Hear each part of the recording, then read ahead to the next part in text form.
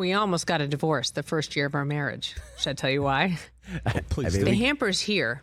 He'd come in and he'd dump his clothes on the floor in front of the hamper. I'm like, dude, I can't live like this. Like, you got to clean up. And so he'd always come home, and again, the hamper's right here. Clothes would be on the floor. I'm like, what are you doing? Like, he's the kind of guy that can leave the bathroom with a drawer open. I can't leave the bathroom with, like, everyone's like, oh, God, poor Rich. What a nightmare she is. He's still around. We've been married 20 years. That said, the hamper, the drawer, I had a divorce attorney in my wedding party. Laura Wasser, I'm like, yeah, I'm aware. I'm just saying. Well, he's like that in the back sometimes here. I know. It's a there's mess. stuff everywhere. I got to clean the studio up. Not anymore, though, because the green room is immaculate, right? Poor Peter King. He's listening to this thinking, why the hell did I agree to come on with Suzy again? I mean, Peter, I got to tell you, you got me on a day I was feeling dangerous. How are you? So good to see you. I'm great, Suzy. And let me just tell you this. I have become Mr. Tidy in our apartment in Brooklyn. Okay, so I do the breakfast dishes. I clean up after dinner, and I do not leave the bathroom in anything other than tip-top shape. Because, Peter, only a heathen would do that. I mean, I'm telling you, only a heathen. And, you know, Chris was... Rich Eisen, heathen. Chris was complaining about Sarah this morning. I'm going to throw you under the bus, Chris. Hold on a second. He was saying... Absolutely not. Here we go. He was saying that Sarah doesn't empty the dishwasher. She's home all day, like, and there's an empty clean dishwasher. Dude, those are privileged conversations. Hardly. You air my life on TV all the time. Wow. Peter, don't you think that if there's a dishwasher right there and it's a dirty dish, you put it right in, right? You're not crazy, are you? Well, let me just tell you this.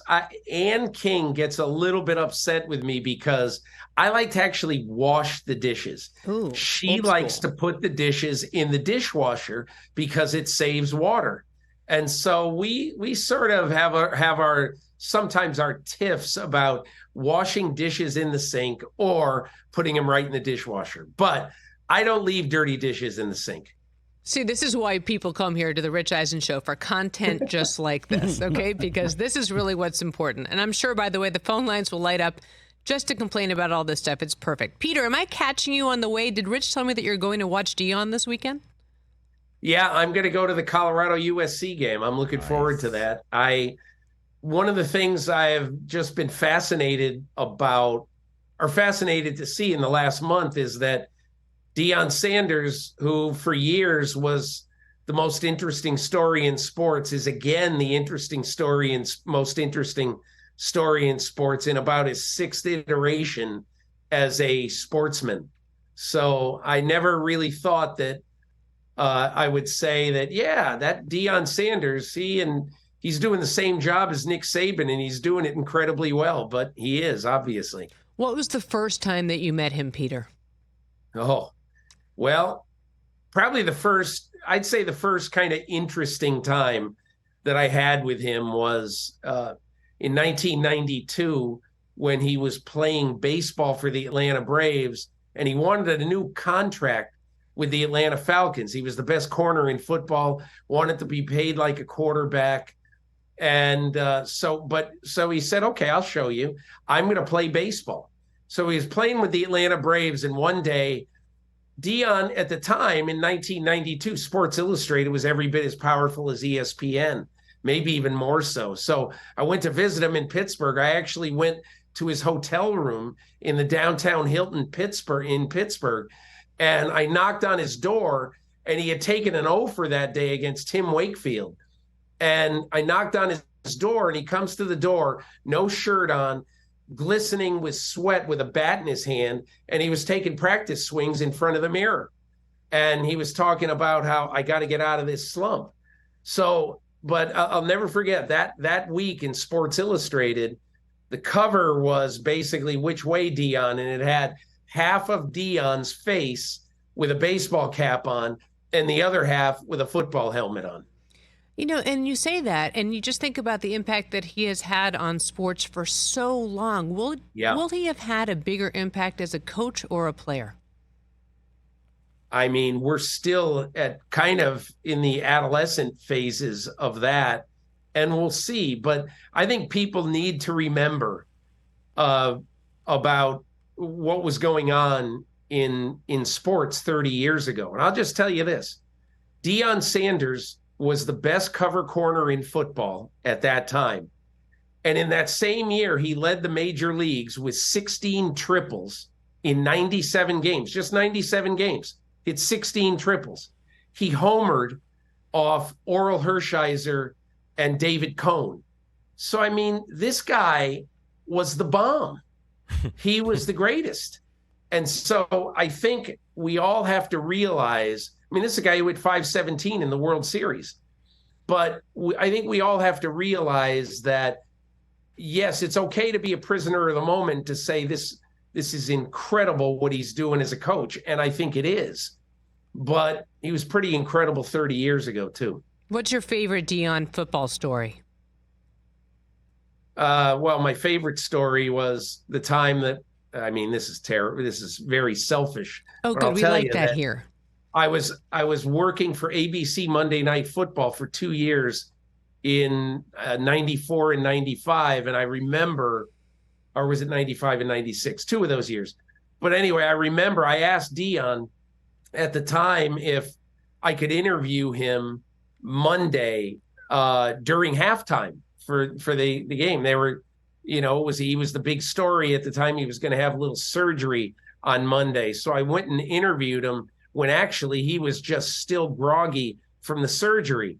And he said, I said I would do it. I'm going to do it. And he did it. He was groggy. He wasn't great, but he just got up out of the chair afterwards and walked away. Like I said, that was a pretty cool thing to remember the agreement you made. You're probably in the recovery room. You can't even see straight, but you said, I made an agreement. I said I would do it, and he did it. So much to talk about with you, Peter. I could have you on for the whole show. Let's hit a couple things that I know are near and dear to Rich's heart.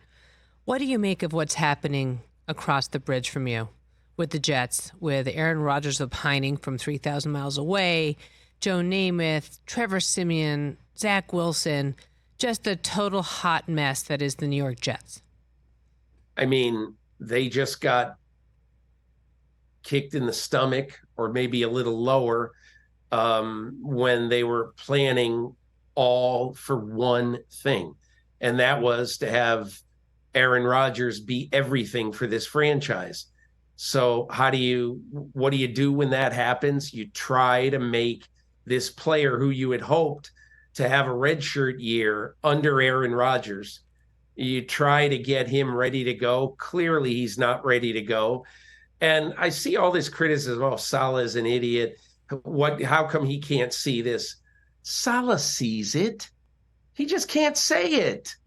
What would Salah be like saying, yeah, the guy stinks, but we're going to try to win with him? No, he's got to pump him up. And again, I've not talked to Salah about this. Maybe he really does think he's great, but I doubt it. And look, I just think that this is one of those years that everybody has just got to take kind of a deep breath and try to get through it the best he can and try to win games every week. The way that you look at the way the Bengals are going to have to win this year, totally different. But you think that Joe Burrow is going to be healthy at any point this year? I don't think so. He keeps saying, yeah, I'll be okay in a few weeks. I just have to make sure I don't have any setbacks. He's not going to be okay this year. You don't get better by playing a football game every week when you have a calf injury. But I think the one thing I would say about the Jets is they just got to go into every game every week figuring out some way, any way, to try to keep it close so their defense can win in the fourth quarter. Yeah, you mentioned Burrow. I mean, he's talking about tweaking his mechanics so that he doesn't affect that sprain, which, of course, and I know how much younger he is than Aaron Rodgers, but you know that calf strain is an injury that does not go away without some serious rest. We're talking about him tweaking his mechanics. We're talking about Tua bracing his falls a different way. It's a crazy time in football. I want to ask you about the Dolphins before we move on to anything else. When you're watching them right now, and obviously you've been covering football for as long as you have, what do you think about this team? I mean, are they what we are expecting them to be right now? Well, just think of this, Suzy. I always think that today's September 28th. Just think, we are 3 months away from week 15 or week 16, excuse me, in the NFL. I mean, this season is a long season, and teams are going to look a lot different 3 months from now than they look right now. And the only reason I say that is that I think you can look at any year and say, find the team that looked best in week 2 and 3. And very rarely are they the team that looked best in week 17. So I'm only saying that you've got a couple of guys on this team, namely Tua Tagovailoa and Tyreek Hill. You've got 2 guys on that team who really have not been able to stay healthy, for the full year recently anyway, Tua in particular. So, I mean, I guess I would look at this, Suzy, and say, hey, Tua plays 17 games. Tyreek Hill's healthy for 17. They got most of their guys healthy. I don't know who's beating them. That's all I can say. But, that's a big deal to stay healthy for 17 games in the NFL these days. Yeah, that's why I never prognosticate Peter King here on the Rich Eisen Show. Suzy Shuster in for Rich. Who do you think the last undefeated team could be, Peter?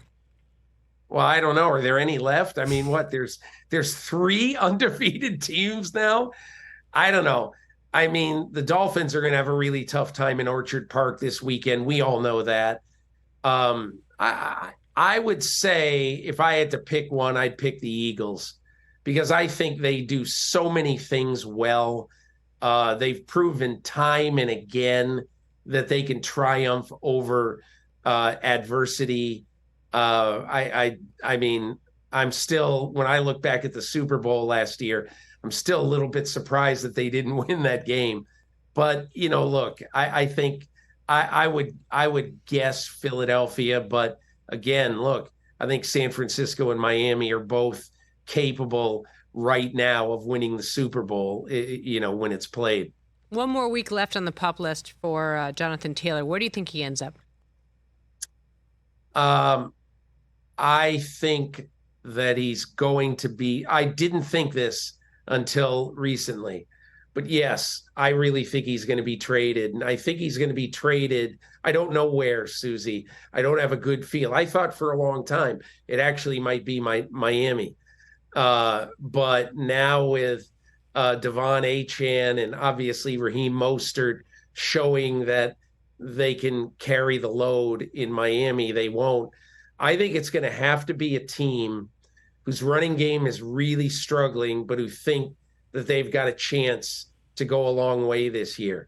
I mean, maybe Cleveland, I just don't know right now, but it's going to have to be a team also that's willing to spend real cap dollars to sign Jonathan Taylor beyond this year. I mean, that would have made sense then to say the Browns. I mean, they built to win right now without their injury. I mean, will they spend the money?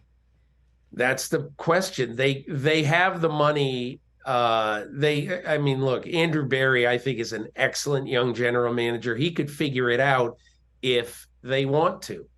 But you've also got to think, okay, they believe right now, deep down, Nick Chubb is going to be Nick Chubb opening day next year. The question is, maybe, could you convince Jonathan Taylor to come for a prove-it season? Would it be worth, let's say, a 3 and a 5 to Cleveland to have that guy maybe for 1 year? I don't know the answer to that. I don't know how they would look at that. But I look at a team that really wants to win and feels like it's built to win now, who could really use them this year. I think Cleveland's one of those teams. A few more minutes with Peter King. Okay, so Peter, we've got Devontae Adams unhappy in Las Vegas. We've got Justin Fields bickering with coaches. We've got a lot of drama, clearly, from the Jets sideline and everywhere else, it seems like. What's the most intriguing story to you right now? Most intriguing story, I think, when I look at the totality of the league, is Mike McDaniel and Tua and what the Dolphins are doing. I mean, I think more than the score of the game last week, one play totally represents to me what this Miami Dolphins team is. And that is, you put, you're near the goal line. You put Tyreek Hill in wide motion behind the backfield. Tua's got the ball. He's staring at Tyreek. You're sure he's going to give it to him. And instead, he throws a no-look shovel pass for a touchdown. And, I mean, who thinks of throwing a no-look shovel pass? I mean, that's even big for Mahomes. And Tua did it. And I just said, there is nothing that Mike McDaniel won't try. Before we let you go, I want to play a soundbite for you from Willie Gay. Let's roll this in, and we'll talk about it on the other side. When you look on tape, what are you seeing from Zach Wilson and their offense? Damn, that was a hard question. I can't lie. The team that want to run the ball, of course, man. Not that wasn't to be funny or anything, but A-Rod got hurt and it turned into a team where like in panic mode almost. That's what I see, at least. And they got great running backs, so now they're just trying to pound and ground, like they did. What game was that? Who did they just? I don't know if they won or not, but I feel like the running back's been rolling. So, like I say, 3 great ones. So I feel like that's their game plan. So, Peter King, I want to ask you this. You and I have been around a while. We're both journalists. I have been offended in prepping for this at how people take other people's work and they aggregate it and they put on a clickbait style headline saying Willie Gay is coming off and he's making fun of Zach Wilson and he's having fun at his expense. And they're making it sound like he was roasting or trolling Zach Wilson. What do you think? You know what I loved about that answer? If you listen to the answer rather than read a snippet of a quote from him, you actually listen to the answer and you say, he's absolutely right. They do look a little panicky in the passing game. And yes, they are trying to win by running the ball. Congratulations. You got a guy who tells the truth. And he did not rip Zach Wilson. No, and, it made me think of sometimes when you're on the sidelines and you're in that unfortunate space where you have to ask your coach about the second half adjustments. And they say something like, well, if we want to win, we have to run the ball. If you don't run the ball, you're not going to win. It's like, oh, great. Thanks for that piece of information. It makes me feel angry when I feel like journalists, so to speak, out there are taking information and twisting it for clickbait. So I'm just curious, as somebody who has written the written word for so long and seen how the business has changed, what do you think of this? I just found myself so irritated when I saw it, and I thought I would ask you since I had you on today. I think one of the things that is bothersome about our business is I saw a little headline this week. I forget where it was, but it said breaking, Matt Canada working more with Kenny Pickett this week or something. I forget what it was exactly, but I just shook my head and say, wow, the offensive coordinator, he's got some, he's working with the quarterback. You see stuff like that now all the time. And I don't know why, other than there are probably 8 million people covering the NFL right now, although it might be 80 million. And I keep thinking that the herd needs to be thinned. Yeah, no kidding. No kidding. Peter, have fun in Boulder. Will you wear the gold glasses? I will not, but I will wear these glasses. Where are they right now? I know I got a pair of regular black horn rim glasses. When I put them on, I look like Spencer Tracy. But that's what I'll wear this weekend. Fantastic. If you want me to send some gold ones, I'll try to get them out to you. You just let me know where you're going to be. No, thanks. Peter, thanks again for your time. Have fun. Say hi to Deion for us. All the best, Suzy. Take care. Great to have you on. Peter King, of course. What a gentleman. Catch the Rich Eisen Show every single day on the Roku channel, 12 to 3 Eastern, for free.